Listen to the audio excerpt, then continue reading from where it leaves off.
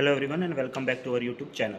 तो आज जैसा आप देख सकते हैं, आज हम बात करने वाले हैं हाइपरटेंशन के बारे में। थोड़ा स्पीडली करेंगे क्योंकि हम लोग जो फोकस करने वाले हैं ज़्यादातर अपना जीपेट का जो पॉइंट ऑफ व्यू होता है उस हिसाब से हम चीज़ों को कवर करने वाले हैं। साथ ही साथ आपके 5th सेमेस्टर फार्माकोलॉजी में दिया हुआ है यूनिट 1 के अंदर ही, तो उस हिसाब से ये सफिशिएंट है, मोर देन सफिशिएंट हम ये कह सकते हैं। ठीक है, तो आपको प्रॉपर पूरी चीज़ें डिटेल में बताएंगे हम, इतना ना डिस्कस करके, जो उनका मुख्य पॉइंट्स हम उनको डिस्कस करेंगे आपके साथ। ठीक है, तो चलिए स्टार्ट करते हैं हाइपरटेंशन के साथ। तो सबसे पहले देखते हैं हाइपरटेंशन, जो आपका दो शब्दों से मिलकर बना है। एक है आपका हाइपर और दूसरा है आपका टेंशन। अब हाइपर का अर्थ आप लोग समझते हो कि हाइपर का अर्थ क्या होता है। हाइपर का मतलब होता है इंक्रीज होना है, हाई होना है, ज़्यादा होना। ठीक है, तो वहाँ से आया हमारा हाई। टेंशन, टेंशन शब्द का मतलब होता है खिंचाव होना, तनाव होना। लेकिन कहाँ पे खिंचाव या कहाँ पे तनाव है, अब ये बात हो रही है हमारी ब्लड प्रेशर के बारे में। तो ब्लड प्रेशर का जो खिंचाव तनाव कहाँ पे आता है, वो ब्लड वेसल्स के अंदर आता है ना। और वेसल्स के अंदर जो खिंचाव होगा, जो स्ट्रेस होगा, वो किसकी वजह से होता है, जो ब्लड प्रेशर लगाता है उसकी वजह से, उसकी जो वॉल्स होते हैं उसके ऊपर वो प्रेशर डेवलप होता है। ठीक है, तो हाई और जो प्रेशर डेवलप हुआ हमारा किसकी वजह से हुआ, ब्लड की वजह से हुआ। कहाँ पे हुआ, हमारी ब्लड वेसल्स पे हुआ। ठीक है, तो हाइपरटेंशन क्या हुआ, हमारा इंक्रीज ब्लड प्रेशर ही हमारा क्या कहलाता है, हाइपरटेंशन कहलाता है। चलिए, ये हमारा आ गया इंक्रीज इन ब्लड प्रेशर, हमारा क्या होगा, हाइपरटेंशन होगा। नॉर्मल कितनी होती है इसकी रेंज, नॉर्मल इसकी रेंज होती है भाई 120 टू 80 mmHg, ये इसकी यूनिट है mmHg, 120 टू 80 mmHg। अब 120 क्या है, 120 हमारा होता है सिस्टोलिक प्रेशर और 80 क्या होता है हमारा डायस्टोलिक प्रेशर। ठीक है, सिस्टोल का मतलब होता है कॉन्ट्रैक्शन होना, जब वो रिलैक्स ना हो, जब वर्किंग स्टेज में हो, और डायस्टोल का मतलब होता है जब वो रिलैक्सिंग स्टेज में है। ठीक है भाई, चलिए अब 120/80 तो हमने बता दिया, लेकिन अब ऊपर वाला यानी कि जो हमारा सिस्टोलिक है वो 120 से 139 की रेंज में है, और अगर डायस्टोलिक हमारा 80 टू 89 की रेंज में है, तो उसे हम क्या कहेंगे, प्री हाइपरटेंशन। उसे हम कहेंगे, क्या कहेंगे उसे, वो हमारा प्री हाइपरटेंशन है। ठीक है जी, चलिए अगर इससे ज़्यादा आता है, अबोव दिस, अगर इससे ज़्यादा है तो उसे हम क्या कहेंगे, वो हमारा हाइपरटेंशन है, तो उसे हम हाइपरटेंशन का नाम देंगे। लेकिन इससे पहले तो 120 और 80 से कम है, लेकिन उससे ज़्यादा है, लेकिन 140 से जो 90 होता है हमारा, 140 से 90 से कम है, तो उसे हम क्या कहेंगे, प्री हाइपरटेंशन। ठीक है, आपको अंडरस्टूड है ना चीज़। तो ये हमारी रेंज है, ये हमारी प्री हाइपरटेंशन, और इससे अबो आती है तो हमारी हाइपरटेंशन होगी। अब हाइपरटेंशन की भी दो इन्होंने स्टेज बताई है, स्टेज 1 एंड स्टेज 2। पहली स्टेज कौन सी होगी, जो 140 से 159 हमारा सिस्टोलिक रहे, और डायस्टोलिक हमारा कितना रहे, 90 टू 99, ये हमारा डायस्टोलिक रहे, तो ये आता है हमारा स्टेज 1 के अंदर। और स्टेज 2 में कौन सा रहेगा, अगर हमारा सिस्टोलिक प्रेशर 160 से अबव हो जाए और हमारा डायस्टोलिक प्रेशर 100 से अबव हो जाए, बहुत ज़्यादा हो जाए। ठीक है, उसके बाद आपका अगर 200 तक भी जाता है, लोगों को बहुत सीवियर केसेज होते हैं, कैसे में इंसान फिर जाने वाला है, मुश्किल से बचता है, बचने के चांसेस बहुत कम होते हैं। ठीक है, हाइपरटेंसिव क्राइसिस उसे बोलते हैं हम, इमरजेंसी सिचुएशन होती है वो एक। चलिए आगे बढ़ते हैं। इट कुड बी, दो तरीके का होता है हमारा, primary hypertension and secondary hypertension, ये हमारा सेकेंडरी हाइपरटेंशन है। ठीक है, दो तरीके का होता है, प्राइमरी एंड सेकेंडरी। प्राइमरी क्या होगा हमारा, मोस्ट कॉमन है, सबसे ज़्यादा यही होता है। और दूसरी चीज़ उन्होंने क्या बताई, नो स्पेसिफिक अंडरलाइंग कोज, यानी कि इसका जो कोज होता है उसके बारे में पता नहीं होता, वो अननोन कोज होता है। और अगर हमें कोज के बारे में पता हो, जिसमें नॉन कोज हो हमारा, वो कौन सा होता है, सेकेंडरी हमारा हाइपरटेंशन होता है।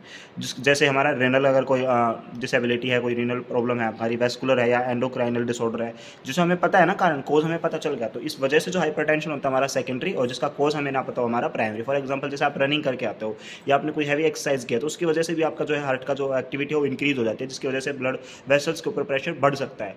ठीक है, तो वो भी वो आपका प्राइमरी के अंदर कंसिडर होता है। मोस्ट कॉमनली आपके यही होते हैं। ठीक है जी, चलिए आगे बात करते हैं। अब बात करते हैं इसकी क्लासिफिकेशन की। ठीक है, क्लासिफिकेशन में आप देख सकते हैं सबसे पहले हमारी कैटेगरी है एस इनहिबिटर। अब आपको अच्छे से समझ में आएगी, जो हम रास का जो फ्लो चार्ट है वो पढ़ेंगे, रेनिन, एंजियोटेंसिन, एल्डोस्टेरोन सिस्टम जो हम पढ़ेंगे डिटेल में, तो आपको समझ में आएगा कि ये ड्रग्स कहाँ कहाँ एक्ट करती है। अभी के लिए आप क्लासिफिकेशन के लिए समझिए। सबसे पहली कैटेगरी आपकी एस इनहिबिटर। एस इनहिबिटर हमारी होती है angiotensin converting enzyme inhibitor. S क्या होता है हमारा, एंजियोटेंसिन कन्वर्टिंग एंजाइम, उसको जो इनहिबिट करे दैट इज एस इनहिबिटर। अब इसमें कौन से ड्रग्स आते हैं, हमारी सारी की सारी प्रिल्स आते हैं, जिसके पीछे हमारा सफिक्स प्रिल्स लगा हुआ हमारी क्या है, एस इनहिबिटर होते हैं। जैसे captopril, enalapril, lisinopril, ramipril and benazepril, ये हमारी क्या है, हमारी एस इनहिबिटर्स कैटेगरी के अंदर आने वाली ड्रग है। दूसरी हमारी उसके बाद है एआरबी। एआरबी क्या मतलब हुआ, एंजियोटेंसिन रिसेप्टर ब्लॉकर, यानी कि हमारे रिसेप्टर को ब्लॉक करेगा, किसके, जो एंजियोटेंसिन जिस पर आगे बाइंड होता है। ठीक है, तो उसमें कौन सी कैटेगरी, इस कैटेगरी में कौन सी ड्रग आती है हमारी, सार्टन, सारी की सारी जो सार्टन ड्रग होती है हमारी, जिनके पीछे हमारा फिक्स क्या लगाओ, सार्टन, वो हमारी आती है एआरबी के अंदर, एंजियोटेंसिन रिसेप्टर ब्लॉकर में। वो कौन सी होगी हमारी, लोसार्टन, कैंडिसार्टन, वेलसार्टन, टेलमिसार्टन एंड ओल्मिसार्टन। ठीक है, सार्टन था तो हमारे एआरबी होगी। थर्ड आती है आपकी डायरेक्ट रेनिन इनहिबिटर, जो आपके रेनिन को इनहिबिट करते हो। अब आपको आगे आगे समझ में आएंगी चीज़ें जब हम आगे फ्लो चार्ट में पढ़ेंगे कि रेनिन का क्या रोल है, इसे हम क्यों इनहिबिट करते हैं। तो उसकी एक ही ड्रग हमारी वो कौन सी है, एलिस्काइन। अब इस चीज़ को ध्यान रखना, जीपैट में जनरली उन चीज़ों से क्वेश्चन पूछा जाता है, उन कैटेगरी से जिनमें एक ड्रग होती है, सिंगल ड्रग होती है ना। जैसे आपने पढ़ा होगा ओमेलिजुमैब के बारे में, ठीक है। तो ये जो मास सेल स्टेबलाइजर्स जो होते हैं, कुछ ऐसी सेल्स होती हैं, सॉरी जो कुछ हमारी ऐसे ड्रग्स होती हैं जो मास सेल को स्टेबलाइज करे, उसमें एक दो ड्रग्स होती हैं आपकी एंटीबॉडी के लिए जो ड्रग्स यूज होती है, जैसे ओमेलिजुमैब हो गया। तो ये जो ड्रग्स आपकी पूछी जाती है, वैसे आपका आगा डायरेक्ट रेनिन इनहिबिटर, जैसे कि एलिस्कारिन, इसका एग्जांपल रहेगा। नेक्स्ट कैटेगरी आपकी कैल्शियम चैनल ब्लॉकर। अब कैल्शियम चैनल को हम क्यों ब्लॉक कर रहे हैं, ये भी चीज़ें हम आगे पढ़ेंगे। डिलिटियाजम, वरापामिल, नेफिडिपिन, एमोलिडिपिन एंड डिंगारेंडिपिन, ये क्या हमारी रहेंगी calcium channel blocker. Next category हमारी डायूरेटिक्स। देखो डायूरेटिक्स कैसे इसके अंदर हेल्पफुल होती है, आपको ही पता है। डायूरेटिक्स का काम होता है बॉडी से वाटर और सोडियम को एक्सक्रीट आउट कराना। अगर हमारी बॉडी में एक्सक्रीट नहीं होगा, यानी कि सोडियम और वाटर की रिटेंशन बढ़ जाएगी, ज़्यादा वाटर और सोडियम रहेगा, तो उससे क्या होगा, हमारा कंटेंट बढ़ गया, ठीक है। वो क्या कहाँ रहेगा, वाटर होता है क्या हमारी बॉडी में, ब्लड के अंदर डिजोल्व अमाउंट में तो होता है। तो हमारा ब्लड का वॉल्यूम बढ़ गया, और जब ब्लड का वॉल्यूम बढ़ेगा तो ब्लड प्रेशर किस पे लगाएगा, वेसल्स पे लगाएगा ना। ब्लड वेसल्स पे वो प्रेशर लगाता है, इस वजह से ब्लड प्रेशर हमारा बढ़ता है, हमारा बीपी बढ़ता है, ठीक है, अगर हमारी बॉडी के अंदर ब्लड वॉल्यूम ज़्यादा है। तो इसलिए डायरेटिक्स दिए जाते हैं ताकि वाटर हमारी बॉडी से एक्सक्रीट हो सके, और अगर एक्सक्रीट होगा तो कुछ हद तक ब्लड वॉल्यूम कम होगा, तो कुछ हद तक हम मैनेज कर सकते हैं ब्लड प्रेशर को।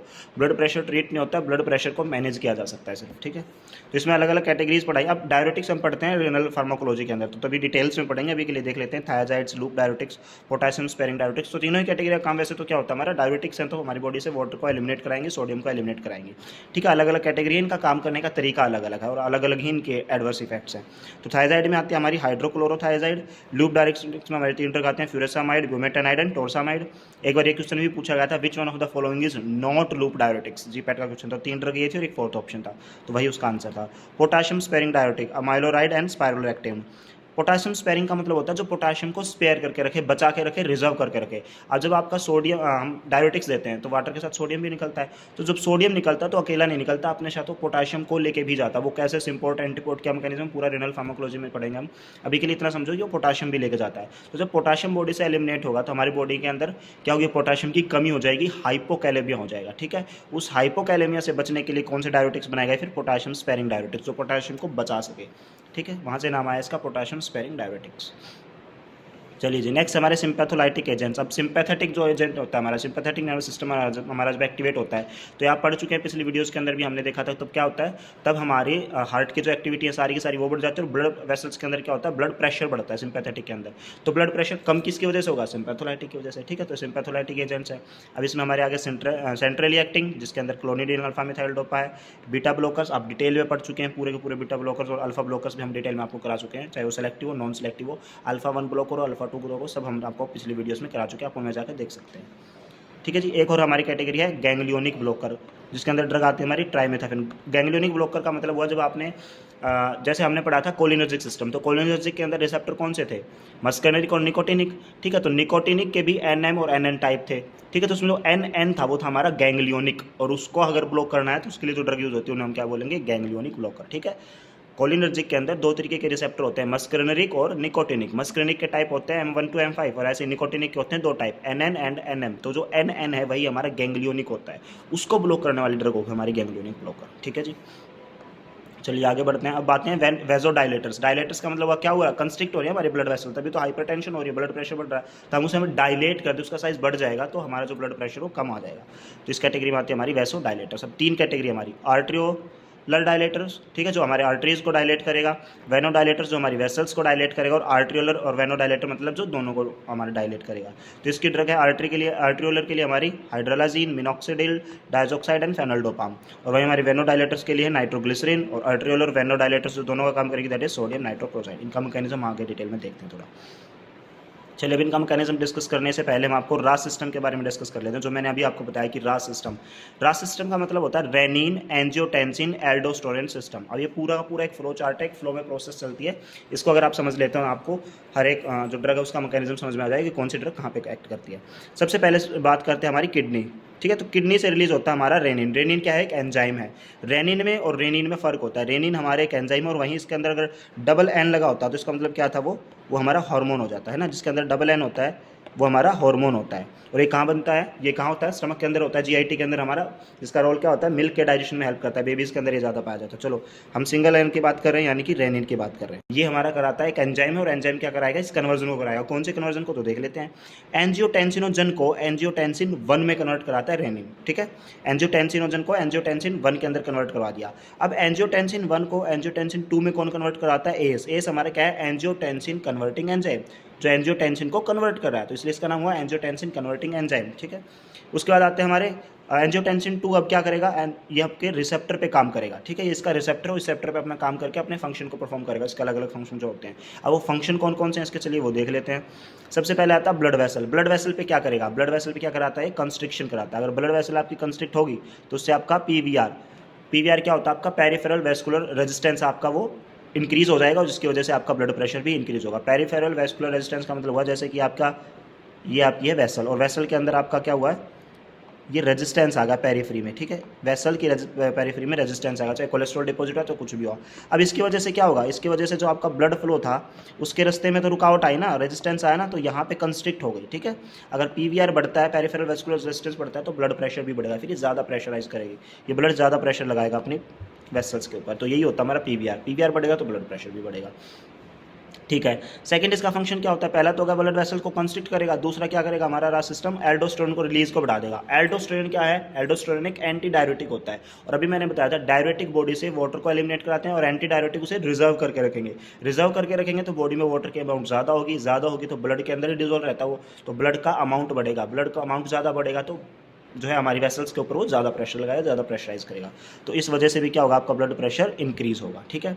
तीसरा आता है हमारा cardiac hypertrophy and remodelling. Cardiac hypertrophy remodelling का मतलब अब आपको पता है, हार्ट के नॉर्मल स्ट्रक्चर के बारे में आप जानते हैं, एट्रिया से बड़ा साइज जो है वेंट्रिकल्स का होता है, उसकी जो लेयर्स होती है वो ज़्यादा मोटी होती है। क्यों, क्योंकि उन्हें जो ब्लड है, जो ब्लड को पंप करना वो ज़्यादा फोर्स के साथ करना है, इसलिए उन्हें ज़्यादा उसकी ज़रूरत है, ज़्यादा फोर्स की ज़रूरत है उन्हें पंप करने के लिए, ठीक है। एट्रिया से वेंट्रिकल्स के अंदर ब्लड आना ईजी है, लेकिन वेंट्रिकल से अपनी आर्टरीज के अंदर उस ब्लड का डिफ्यूज़ करना थोड़ा सा मुश्किल होता है, इसलिए ज़्यादा फोर्स के साथ कॉन्टैक्ट करना पड़ता है, और तभी कर पाएगा जब वेंट्रिकल्स के पास उतनी स्ट्रेंथ होगी, इसलिए उसकी जो लेयर्स होती हैं थोड़ी मोटी होती है, ठीक है। अब उसके अंदर क्या हो जाए, हाइपरट्रोफी हो जाए। हाइपरट्रोफी मतलब उसकी जो सेल्स हैं वो थोड़ा और ज़्यादा डिवीजन हो जाए उनके अंदर। हाइपरट्रोफी मतलब कि प्रोडक्शन, सेल्स का प्रोडक्शन ज़्यादा होगा, ऐसे समझो, तो उसका साइज़ बढ़ेगा। तो ऐसे में क्या होगा, अगर वो बढ़ जाता है तो उसके अंदर कॉन्ट्रैक्शन भी बढ़ेगी, उसकी स्ट्रेंथ बढ़ेगी, और स्ट्रेंथ बढ़ेगी तो ब्लड प्रेशर और ज़्यादा बढ़ेगा, है ना, क्योंकि हार्ट और ज़्यादा एक्टिवली काम कर रहा है। उसके बाद आता है आपका सिंपैथेटिक एक्शन को भी ये इंक्रीज कर देता है। कौन, ये हमारा जो रेनिन सिस्टम है, रास सिस्टम है, ये सारा सिंपैथेटिक को भी एक्टिवेट करेगा, और सिंपैथेटिक भी हमारे ब्लड प्रेशर को बढ़ाता है। जिसको इसके बारे में नहीं पता है वो पिछली वीडियोस में जाके चेक कर सकते हैं। एएनएस फार्माकोलॉजी में हमने सिंपैथेटिक नर्वस सिस्टम जब किया था, वहाँ पे इन चीज़ों को हमने डिटेल में आपको एक्सप्लेन किया हुआ है, ठीक है। और सिंपैथेटिक बढ़ेगा तो हमारा ब्लड प्रेशर भी बढ़ेगा। अब ये चारों कोज आपने देख ली, सबके अंदर क्या हो रहा है, ब्लड प्रेशर हमारा बढ़ रहा है, और हमें क्या करना है, इसी ब्लड प्रेशर को रिड्यूस करना है, ठीक है। तो हम कैसे कैसे करेंगे, इन्हीं चीज़ों पे हम अपने ड्रग दे सकते हैं, जैसे एस इनहिबिटर दे सकते हैं, यहाँ पे एंजियोटेंसिन कन्वर्टिंग एंजाइम इनहिबिटर हम यहाँ पे दे सकते हैं, रिसेप्टर ब्लॉकर हमारे यहाँ पे एक्ट करेंगे, डायरेटिक्स मैंने आपको बता दिया वाटर को एलिमिनेट कराएंगे, तो इस तरीके से हमारे जो है, और सिंपैथोलाइटिक्स क्या करेंगे, सिंपैथेटिक एक्टिविटी को रिड्यूस करेंगे। ऐसे ही मैकेनिज्म में चलिए आगे देख लेते हैं। सबसे पहले आते हैं एस इनहिबिटर। एस इनहिबिटर कैसे काम करते हैं, इनहिबिट जनरेशन एंजियोटेंसिन 2। देखो एंजियोटेंसिन 2 जनरेट हो रहा था ना 1 के बाद, और कौन कर रहा था, एस, एंजियोटेंसिन कन्वर्टिंग एंजाइम। अगर हम इसी को इनहिबिट कर देंगे तो ये प्रोसेस रुक जाएगा, यानी कि ये जनरेशन एंजियोटेंसिन 2 का रुक जाएगा। तो ये वही कह रहा है कि इनहिबिट जनरेशन एंजियोटेंसिन 2। अब ये नहीं हुआ तो क्या होगा, जहाँ कॉन्ट्रैक्शन हो रही थी हमारी ब्लड वेसल्स की, आर्टरीज की, तो वहाँ पे क्या होगा, डायलेशन हो जाएगा, ठीक है। पेरिफेरल वेस्कुलर रेजिस्टेंस बढ़ रहा था वो घट जाएगा, और ब्लड प्रेशर जो बढ़ रहा था वो घट जाएगा, ठीक है। एक तरीका ये होगा। दूसरा वो क्या कर रहा था, एल्डोस्टेरोन के रिलीज को बढ़ा रहा था, जो कि एंटी डायरेटिक है। ये क्या करेगा, एल्डोस्टेरोन के रिलीज को डिक्रीज कर देगा, इसलिए बॉडी के अंदर सोडियम और वाटर की टेंशन कम हो जाएगी, और इस वजह से हमारा ब्लड प्रेशर भी डिक्रीज होगा। तीसरा क्या है, सिंपैथेटिक एक्टिविटी को इंक्रीज कर रहा था वो हमारा रास सिस्टम, अगर हम उसने इनएक्टिवेट कर दिया, डीएक्टिवेट कर दिया, तो सिंपैथेटिक एक्टिविटी हमारी कम होगी, सिंपैथेटिक कम होगी तो ब्लड प्रेशर भी हमारा कम होगा, ठीक है। ये मैंने पेरिफेरल रेजिस्टेंस आपको समझाया कि हमारी ब्लड वेसल है, इसमें रेजिस्टेंस आ गया पेरिफ्री में, और इसमें से जो है ब्लड को फिर फ्लो करने में प्रॉब्लम हुई, यही हमारा पेरिफेरल वेस्कुलर रेजिस्टेंस। चलिए अब देख लेते हैं इसके एडीआर। तो इसकी जो ड्रग्स होती हैं, प्रिल्स, कैप्टोप्रिल उसमें से एक था, तो उसी में मेनोमिक बनी है। इसकी कैप्टोप्रिल देख लेते हैं क्या होती है। सी फॉर कफ। कफ क्यों होता है, देखो ब्रेडिकाइनिन हमारे लंग्स के अंदर, एल्वेओलाई के अंदर एक इंपॉर्टेंट चीज़ होती है जो एस जैसे मेंटेन करके रखता है। एस होता है हमारा एंजियोटेंसिन कन्वर्टिंग एंजाइम। अब हमने क्या दिया, इनहिबिटर दिया, तो ये एंजाइम इनहिबिट हो गया, इसकी वजह से ब्रेडिकाइनिन अब क्या होगा, 2 भागों में टूट जाएगा। इनहिबिटर की वजह से 2 भागों में टूट गया, ब्रेडी एंड काइनिन। इसी की वजह से हमारी बॉडी के अंदर क्या होता है, ड्राई कफ डेवलप होता है लंग्स के अंदर, ठीक है। ए मतलब एंजियोडीमा, यानी कि स्वेलिंग हो जाएगी लिप्स पे, नोज पे, लैरिंग्स पे, फेरेंक्स पे सारी की सारी स्वेलिंग स्टार्ट करा देगा, ओडिमा स्टार्ट करा देगा। प्रोटोन्यूरिया, प्रोटोन पी का मतलब प्रोटीनूरिया, इस पर मैंने लिख के और फिर क्रॉस किया हुआ है, इसके बारे में मैं आगे बताता हूँ। पी से होगा हमारा प्रोटीनूरिया, यानी कि यूरिया के अंदर प्रोटीन का सिक्रेशन बढ़ जाएगा। टी मतलब टेराटोजेनिक, टेराटोजेनिक है जो हमने वो अभी तो शायद वीडियो अपलोड नहीं किया है, हम आपको अपलोड कर देंगे और डिस्क्रिप्शन के अंदर लिंक भी डाल देंगे। अगर आपको टेराटोजेनिक ड्रग एक ही जगह मिल जाती है तो इससे अच्छा क्या हुआ कि भाई इनमें से कौन कौन सी ड्रग आपकी टेराटोजेनिक है, इस प्रकार के एमसीक्यू आप सोल्व कर सकते हैं। ठीक है, तो एक लिस्ट है और मैनोमिक के साथ आपको टेराटोजेनिक ड्रग की हम लिस्ट प्रोवाइड कर देंगे।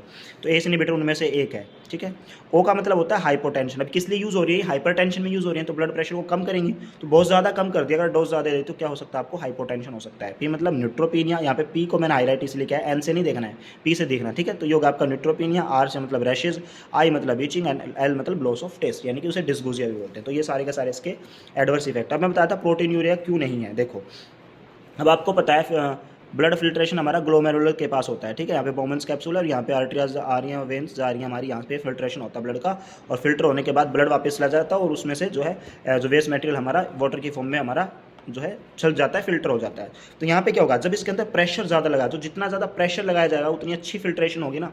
ठीक है, और अगर आर्टरीज के अंदर, वेन्स के अंदर प्रेशर ज़्यादा है तो ज़्यादा वो प्रेशर लगाएगी, तो ऐसे में क्या हो सकता है, हमारी जो है प्रोटीन्स टूट के फिल्टर हो सकते हैं। ठीक है, वो हमारे बोमेंस कैप्सूल के थ्रू फिल्टर होते हुए आगे हमारे जो है पीसीटी के अंदर जा सकते हैं। तो अगर ज़्यादा प्रेशर है तब प्रोटीन यूरिया होगा, यानी कि यूरिया के अंदर प्रोटीन आ सकते हैं, बल्कि एस इनहिबिटर तो उसे कम करेंगे कुछ ना कुछ अमाउंट तक। ठीक है, तो ये कुछ बुक्स के अंदर गलत दिया हुआ है, प्रोटीन यूरिया कॉज नहीं करते, प्रोटीन यूरिया को रिड्यूस कर सकते हैं। ज़्यादा ब्लड प्रेशर तो ज़्यादा फिल्ट्रेशन होगी, इतनी ज़्यादा प्रेशराइज कर देगा कि हमारे जो प्रोटीन्स टूट के जो यूरिन में निकलने लगेंगे। और अगर हम एस इनहिबिटर दे जो ब्लड प्रेशर को कम करेंगे तो प्रोटीन यूरिया को भी वो कम करेंगे। ठीक है जी, चलिए नेक्स्ट देख लेते हैं drug interaction. Drug interaction S inhibitor के साथ ही देख रहे हैं सबकी। सबसे पहले potassium sparing diuretics. Potassium sparing diuretics S inhibitor के साथ देने से पोटेशियम कम, स्पेरिंग का मतलब हुआ जो पोटेशियम को रिजर्व करके रखे, बचा के रखे। अब इसके साथ देने से क्या होगा, इसकी ये प्रॉपर्टी इंक्रीज हो जाएगी। S inhibitors potassium sparing diuretics की पोटेशियम को रिजर्व करने की प्रॉपर्टी को बढ़ा देगा, इसलिए क्या हो जाएगा, हाइपर कैलेमिया, बॉडी के अंदर कैलेमिया यानी कि पोटेशियम हमारा बहुत ज़्यादा हो जाएगा। लिथियम के अंदर, लिथियम के साथ क्या होगा, एस इनहिबिटर का, एस इनहिबिटर लिथियम के मेटाबॉलिज्म को कम कर देता है, मेटाबोलाइज नहीं होगा तो एक्सक्रीट नहीं होगा, इसलिए बॉडी में उसकी टॉक्सिसिटी बढ़ेगी, तो लिथियम की टॉक्सिसिटी हो जाएगी। नसेड्स के साथ क्या होता है, देखो नसेड्स क्या होता है, प्रोस्टाग्लैंडिन के रिलीज को कम कर देता है, और प्रोस्टाग्लैंडिन रिलीज अगर हमारा बॉडी के अंदर कम होता है तो सोडियम और वाटर का रिटेंशन बढ़ जाता है। ठीक है, अगर सोडियम वाटर का रिटेंशन बढ़ेगा तो ये क्या करेगा, तो ब्लड प्रेशर को हाई करेगा, और हम क्या दे रहे हैं, एस इनहिबिटर, तो ये क्या करता है, जो हमारे नसेड्स हैं ये इसकी इसी एक्टिविटी को कम कर देता है ना। तो वाटर और सोडियम क्या करेंगे, डिक्रीज एंटी हाइपरटेंसिव एक्टिविटी, क्योंकि तो बढ़ाते हैं। ठीक है जी, नेक्स्ट है थायराइड के साथ, और थायराइड क्या है, डायरेटिक की फॉर्म है, तो डायरेटिक्स क्या करते हैं, हमारी बॉडी से वाटर को और सोडियम को एलिमिनेट करते हैं, और यही एस इनहिबिटर का काम था, तो इसको इसकी इस एक्टिविटी को इंक्रीज करते हैं। ये थी हमारी ड्रग इंटरेक्शन। तो जैसे हमारे पास बहुत कम है, तो जल्दी जल्दी थोड़ा कर लेते हैं। नेक्स्ट है एंजियोटेंसिन रिसेप्टर ब्लॉकर। ब्लॉकर क्या करते हैं, ये रिसेप्टर्स को ब्लॉक करते हैं हमारे, कौन, ARBs। अब दो टाइप के हमारे पास रिसेप्टर होते हैं, AT1 एंजियोटेंसिन रिसेप्टर 1 और एंजियोटेंसिन 2 रिसेप्टर, दो टाइप के होते हैं। 1 का हमारे पूरा जो हमने रोल पढ़ा रिसेप्टर के बाद ही आता है, vasoconstriction, water retention, aldosterone release, sympathetic activity increase होना, जो आपने रास सिस्टम के अंदर देखा वो AT1 रिसेप्टर हमारा एक्टिवेट होता है। AT का जो 2 का जो रोल है वो अभी तक हमारा अननोन है। चलो देख लेते हैं, अगर हम उसी रिसेप्टर को ब्लॉक कर दे तो जो सारा का सारा वैसो कॉन्स्ट्रिक्शन हो रहा था वहाँ पे वैसो डायलेशन होने लगेगा, PVR जो बढ़ रहा था अब घटने लगेगा, ब्लड प्रेशर जो बढ़ रहा था वो अब घटने लगेगा। ठीक है जी, same as ACE inhibitor but well tolerated because ADR less than ACE inhibitor. जैसे एस इनहिबिटर के एंजियोटेंसिन कन्वर्टिंग एंजाइम इनहिबिटर जो थे हमारे, उनके जो हमारे एडवर्स इफेक्ट है वही इसके हैं, लेकिन वेल टॉलरेटेड है, उससे थोड़ा कम लेवल पे ही होते हैं सारे वही, लेकिन कम, इतना सीवियर नहीं होता। नेक्स्ट आपका डायरेक्ट रेनिन इनहिबिटर एलिस्करीन, जो मैंने बताया किडनी से जो रेनिन आता है, और रेनिन फिर क्या करता है, एंजियोटेंसिनोजन को एंजियोटेंसिन 1 में कन्वर्ट करता है। उसके बाद ये सारे प्रोसेस स्टार्ट हुई थी ना ब्लड प्रेशर बढ़ने की, बस ये उसी प्रोसेस को स्टार्टिंग के अंदर ही रोक देता है। ठीक है, एलिस्करीन क्या करता है, इस प्रोसेस को यहीं पर ब्लॉक कर देता है। ठीक है, रेनिन इनहिबिटर बोला जाता है। डायरेटिक्स, डायरेटिक्स का जैसे मैं बता चुका हूँ कि बॉडी से क्या करता है, सोडियम और वाटर के एक्सक्रीशन को बढ़ाता है। सोडियम और वाटर का एक्सक्रीशन बॉडी से बढ़ेगा तो बॉडी के अंदर उसका कंटेंट कम होगा तो ब्लड वॉल्यूम भी कम होगा, और ब्लड वॉल्यूम कम होगा तो ब्लड प्रेशर कम हो जाएगा। ठीक है, दूसरा क्या कह रहा है कि अगर वाटर के साथ अब सोडियम भी निकल गया, अगर सोडियम निकल रहा तो इसकी कंसंट्रेशन स्मूथ मसल में कम होगी, स्मूथ मसल के अंदर क्या होगी, कम होगी। वो सोडियम किसके लिए रिस्पॉन्सिबल है, डीपोलराइजेशन के लिए। डीपोलराइजेशन नहीं होगा तो स्मूथ मसल के अंदर पेरिफेरल वैस्कुलर रेजिस्टेंस भी नहीं होगा, और जिस वजह से क्या होगा, ब्लड प्रेशर भी मतलब होगा, कम होगा, और हमारा ब्लड प्रेशर भी कम हो जाएगा। ठीक है जी, नेक्स्ट आपका calcium channel blocker. Calcium channel blocker आपके जनरली कोज पेरिफेरल वेसोडाइलेशन, वेसोडाइलेशन कोज करते हैं। आपके वेसोडाइलेशन होगा तो फिर क्या होगा, ब्लड प्रेशर को कम ही होना पड़ेगा। Preferred in old age, old patient के अंदर दी जाती है, और जिनकी जनरली मोनोथेरेपी भी दी जाती है, लेकिन ज़्यादातर केसेस में जनरली इनकी कम्बिनेशन थेरेपी दी जाती है। अदर जो एंटी हाइपरटेंसिव ड्रग है, कैल्शियम चैनल ब्लॉकर के अलावा जो क्लासेज आपने पढ़ी उनके साथ ये दी जाती हैं। नेक्स्ट कैटेगरी आपकी सिंपैथोलाइटिक। अब सिंपैथोमाइमेटिक क्या करते हैं, सिंपैथेटिक जो एजेंट होते हैं वो क्या करते हैं, आपकी इस एक्टिविटी को बढ़ा देते हैं, जो भी आपका ब्लड प्रेशर इंक्रीज होता है, हार्ट की एक्टिविटी बढ़ती है, तो हमें सिंपैथोलाइटिक्स देना जो उन्हें ब्रेक कर सके। तो यहाँ पे वो सब चीज़ें तो आपने पढ़ी हुई है, वो आप पिछले यूनिट में आप पढ़ चुके हो। यहाँ पे इंपॉर्टेंट चीज़ें क्या है वो हम बात करते हैं। सेंट्रली एक्टिंग हमारी क्लोनिडिन, सेंट्रली का एक्टिंग का मतलब हुआ जो सीएनएस पे जाके एक्ट करेगी, ना कि पेरिफेरल। तो क्लोनिडिन क्या करेगी आपकी, एक्ट एज अल्फा-2A रिसेप्टर, ठीक है, अल्फा-2A रिसेप्टर जो कि एक सब टाइप आपका किसका, अल्फा-2 का। आपने पढ़ा था अल्फा और बीटा एड्रेनर्जिक रिसेप्टर। अल्फा के कितने टाइप थे, 2, अल्फा-1 एंड अल्फा-2। ऐसे ही बीटा के कितने टाइप थे, बीटा-1, बीटा-2 एंड बीटा-3। ये सब आप पढ़ चुके हो। अब ध्यान से सुनना, जब अल्फा-1 और अल्फा-2 हमारे एक्टिवेट होते हैं, रिसेप्टर अगर हमारे काम करते हैं, तो होता क्या था उससे क्या हो रहा था, हमारा जो नॉर्मल एक्टिविटी थी, सिंपैथेटिक एक्टिविटी, वो बढ़ रही थी, यानी कि ब्लड प्रेशर बढ़ता। और यहाँ पे आप कह रहे हो कि अल्फा-2 को जो एक्टिवेट करेगा, अगर अल्फा-2 को एक्टिवेट करेगा तो ब्लड प्रेशर बढ़ना चाहिए, लेकिन यहाँ पे तो घट रहा है। तो यही बात समझने की है। अल्फा-2A रिसेप्टर जो है अल्फा-2 का एक सब टाइप है। अल्फा-1, अल्फा-2 आपने पढ़े हैं, अल्फा-2 के भी आगे 3 टाइप है, A, B, C।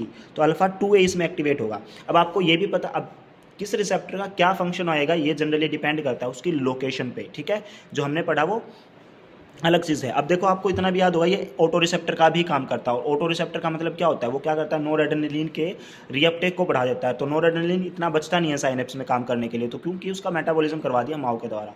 नोरेड्रेनालिन कम हो गया तो सिंपैथेटिक एक्टिविटी अब कम होगी, एक ऑटो रिसेप्टर का काम करता है, ठीक है।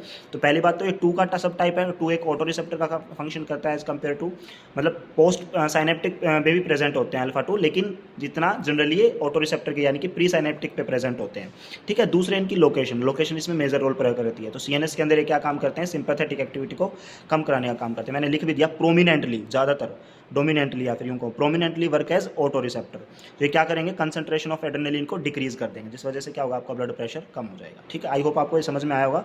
ना समझ में आया तो एक बार फिर भी यहाँ पे हल्का सा बता देता हूँ आपको। देखो आपको ऐसे कुछ करके याद आ रहा होगा कि यहाँ पे हमारी सिंथेसिस होती थी, पूरा का पूरा स्टोरेज होता था, फिर यहाँ से हमारा रिलीज़ होता था नोरेड्रेनालिन। रिलीज़ होने के बाद यहाँ पे रिसेप्टर होते थे, यहाँ पे लगने के बाद अपना वो काम परफॉर्म करता था, जो भी हार्ट की एक्टिविटी को बढ़ा देना, स्मूथ मसल्स की डिक्रीज़ कर देना, ब्लड प्रेशर को बढ़ा देना। लेकिन यहाँ पे हमारा अल्फा-2 यहाँ भी होता था और यहाँ भी होता था। तो पोस्ट पे तो कम ही इसकी अवेलेबिलिटी होती थी, लेकिन इसका जनरली जो है यहाँ पे रोल होता है। ये क्या करता है, इसके रीअपटेक को बढ़ा देता है। जब नोरेड्रेनालिन का रीअपटेक बढ़ जाएगा तो इसके ये तो यहाँ पे कम मिलेगा ना, साइनेप्स में कम मिलेगा, तो इसको एक्टिविटी कम हो गई, सिंपैथेटिक एक्टिविटी, तो इसने ऐसे ही काम किया। ये क्या करता है, ऑटो रिसेप्टर का काम करता है, ठीक है। तो इस हिसाब से कम हो जाता है। तो ये इसकी लोकेशन है अल्फा-2 के ब्रेन स्टेम के अंदर। क्लोनिडिन इसे एक्टिवेट कर देगा, जिसकी वजह से सिंपैथेटिक आउटफ्लो कम हो जाएगा, ब्लड प्रेशर भी हमारा कम हो जाएगा। नेक्स्ट है मिथाइल डोपा। ये मिथाइल डोपा कन्वर्जन दिया हुआ, मिथाइल अल्फा मिथाइल डोपा पहले कन्वर्ट होगा अल्फा मिथाइल डोपामीन में, फिर ये कन्वर्ट होगा अल्फा मिथाइल नोरेड्रेनालिन में, और फिर ये स्टिमुलेट क्या करेगा अल्फा-2, वही जो मैंने अभी बताया अल्फा-2 वीएमसी। वीएमसी का मतलब होता है वेजोमोटर सेंटर, ठीक है। अल्फा-2 वेजोमोटर सेंटर को एक्टिवेट करेगा और सिंपैथेटिक आउटफ्लो हमारा डिक्रीज होगा उसी तरीके से, ठीक है। और फिर हमारा ब्लड प्रेशर भी डिक्रीज हो जाएगा। नेक्स्ट है वेजोडाइलेटर। वेजोडाइलेटर क्या, वो जो वेसल्स को डायलेट कर दे। इसमें हमारे एग्जांपल आते हैं मिनोक्सिडिल एंड डायजॉक्साइड। मिनोक्सिडिल आपने पढ़ा होगा, ये आपका इसका एक साइड इफेक्ट भी है कि ये क्या करता है, बाल्डनेस को ट्रीट करता है, यानी कि हेयर ग्रो करा देता है, तो इसको उसमें ट्रीटमेंट में यूज़ किया जाने लगा। ये वैसे इसका साइड इफेक्ट था। ये क्या करते हैं, पोटाशियम चैनल को भी ओपन करते हैं, तो इसे आप पोटाशियम चैनल ओपनर कैटेगरीज में पढ़ते हैं। जब आपका पोटाशियम ओपन होगा तो क्या होगा, देखो हमारे पास समय नहीं है, थोड़ा जल्दबाजी में आपको बता देता हूँ। ये आपकी सेल है, ठीक है। सेल के अंदर पॉजिटिव और नेगेटिव दोनों तरीके के आयन प्रेजेंट होते हैं। जब सोडियम अंदर एंटर करता है, यानी कि अंदर क्या बढ़ गया, सोडियम क्या है, पॉजिटिव है, अंदर पॉजिटिव ज़्यादा बढ़ जाए तो उसे हम क्या बोलते हैं, डीपोलराइजेशन। और जब अंदर क्लोराइड आयन जाए तो उसे क्या बोलते हैं, हाइपरपोलराइजेशन, क्योंकि अंदर क्लोराइड जाने से क्या हुआ, अंदर क्लोराइड आयन की कंसंट्रेशन बढ़ेगी। अब इसे ऐसे समझो कि अंदर कुछ नहीं गया, ठीक है, वैसे ही है नॉर्मल, अंदर सारी चीज़ें हैं, पॉजिटिव नेगेटिव हैं, लेकिन अंदर क्या हुआ, अंदर से इफ्लक्स स्टार्ट हो गया, पोटाशियम ने बाहर आना स्टार्ट कर दिया, तो अंदर क्या बढ़ गया, नेगेटिव बढ़ गया। और नेगेटिव अगर अंदर ज़्यादा तो उस प्रोसेस को हम क्या बोलते हैं, हाइपरपोलराइजेशन, ठीक है जी। तो हाइपरपोलराइजेशन क्या कराता है, वैसोडाइलेशन, वेसल्स आपकी डायलेट होंगे, उससे क्या होगा, आपका ब्लड प्रेशर कम हो जाएगा। ठीक है जी। आपकी नेक्स्ट कैटेगरी में नेक्स्ट आपकी रहेगा सोडियम नाइट्रोक्लोराइड। जब आपको आप सोडियम नाइट्रोक्लोराइड का आईवी देते हो तो ये किस किस में ब्रेक होता है, नाइट्रस ऑक्साइड में और साइनाइड में। अब साइनाइड क्या होता है, लीवर में जाके थायोसाइनेट में कन्वर्ट होता है और वहाँ से एक्सक्रीट आउट हो जाता है। और नॉरेड्रेनलिन कह रहा हूँ, नाइट्रिक ऑक्साइड हमारे क्या करता है, एट्रियोलर और वेनोडाइलेटर। नाइट्रस ऑक्साइड जहाँ भी आपको मिले वहीं पे इसका फंक्शन समझ लो कि ये क्या करता है, हमारी वैसोडाइलेशन कराता है। ठीक है, वैसोडाइलेशन कराता है तो ब्लड प्रेशर को कम कराएगा। चलिए, जनरेट करेगा सोडियम नाइट्रोक्लोराइड क्या इसको जनरेट करेगा, नाइट्रस ऑक्साइड को। ये क्या करेगा, वैसोडाइलेशन कराएगा, decrease after load and pre load, और हमारे ब्लड प्रेशर को भी कम करेगा। अब थोड़ा जल्दी से मैं आपको बताता हूँ कि प्री लोड और आफ्टर लोड क्या होता है। प्री लोड का मतलब हुआ, आप ऐसे सोच के चलो, हार्ट को आप एक बैलून मानो। ठीक है, हार्ट को आपने बैलून एज्यूम कर लिया। अब उसके अंदर आप पानी डाल रहे हो, यानी कि ब्लड की जगह पानी। अब उसके अंदर पानी भर रहे हो, तो पानी भर भर के उसे आप फुला रहे हो, उसे स्ट्रेच कर रहे हो। ये कहलाता है हमारा प्री लोड। अब इसको हार्ट पे ले आओ, हार्ट के अंदर जब आपका ब्लड जाता है वेन्स के थ्रू, तो मतलब उसकी फीलिंग होती है, वो आपका क्या कहलाता है, प्री लोड। यानी कि कितना कॉन्ट्रैक्शन से पहले कितना लोड वो सहन कर सकता है, दैट इज प्री लोड। ठीक है, फटने से पहले गुब्बारा कितना सहन कर सकता है। आफ्टर लोड का मतलब है कि आप उसी गुब्बारे को प्रेस कर रहे हो और उससे आप पानी निकाल रहे हो दबा के, लेकिन आप उसके निगलने की जो नोजल थी वो नोजल आप रेस्ट्रिक्ट कर लिया उसको। आप वहाँ पे आपने गांठ बांधी, वहाँ से बहुत धीरे धीरे निकल रहा है आपका पानी। तो वही आपका जो नोजल है जहाँ पे आपने गांठ मारी, वो क्या है आपका, वो आपका आफ्टर लोड है। तो हार्ट को भी ऐसे एज्यूम करो। ठीक है, फीलिंग हुई और वो जितना फूलता है कॉन्ट्रैक्शन से पहले जितना स्ट्रेच हो सकता है, स्ट्रेच होगा तो उसके ऊपर प्रेशर तो लग रहा है ना, वही उसका प्री लोड है। और आफ्टर लोड जब वो आप एल्यूमिनियम से क्या कहते हैं उसको, जब वो कॉन्ट्रैक्ट कर रहा है और आप आगे की तरफ ब्लड को पुश कर रहा है आर्टरीज के अंदर, और आर्टरीज के अंदर अब रेस्ट्रिक्शन है, वो आगे जा नहीं पा रहा, वहाँ पे एक नोजल लगी हुई है, इसको आप ऐसे एज्यूम करके देखो, तो नोजल रेस्ट्रिक्ट कर रही है, तो उसे कितना प्रेशर लगाना पड़ रहा है, वही आपका आफ्टर लोड है। अब प्री लोड और आफ्टर लोड अगर ज़्यादा होता है, ज़्यादा प्रेशर लगाना पड़ रहा है तो ब्लड प्रेशर ज़्यादा है, लेकिन अगर वही आपका कम हो जाए प्री लोड और आफ्टर लोड, तो आपका ब्लड प्रेशर भी कम होगा। तो इसके अंदर मैंने वही बताया, feeling of blood assume like water in balloon, और इसमें कॉन्ट्रैक्शन से पहले ज़्यादा स्ट्रेच होगा, जितना ज़्यादा स्ट्रेच होगा उतना ज़्यादा उसके अंदर प्रेशर डेवलप होगा, वही जो मैंने अभी बताया। और आफ्टर लोड, अगर आपकी नोजल टाइट है, जहाँ से ब्लड को जाना है वहाँ से पानी निकलना है गुब्बारे से, तो ज़्यादा उसमें फोर्स लगाना पड़ेगा, ज़्यादा पुश करना पड़ेगा, hard to push due to resistance, और वही आपका हाई प्रेशर है। तो इन दोनों को कम कर देता है आपका ये ड्रग। ठीक है, तो आपका डिक्रीज़ करेगा प्री लोड और आफ्टर लोड को सोडियम नाइट्रोक्लोराइड, जिसकी वजह से ब्लड प्रेशर भी डिक्रीज़ हो जाएगा।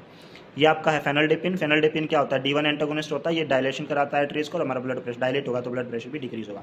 अब क्वेश्चन ये है, what is the effect of dopamine on blood pressure.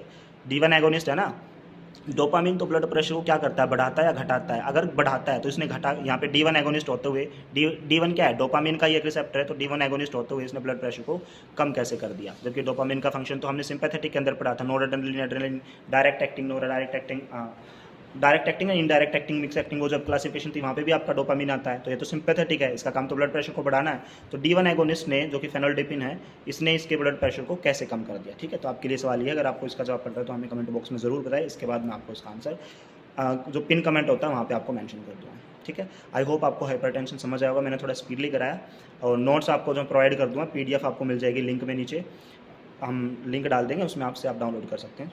तो अभी के लिए आपका बहुत बहुत धन्यवाद वीडियो में अंत तक बने रहने के लिए। Thank you so much.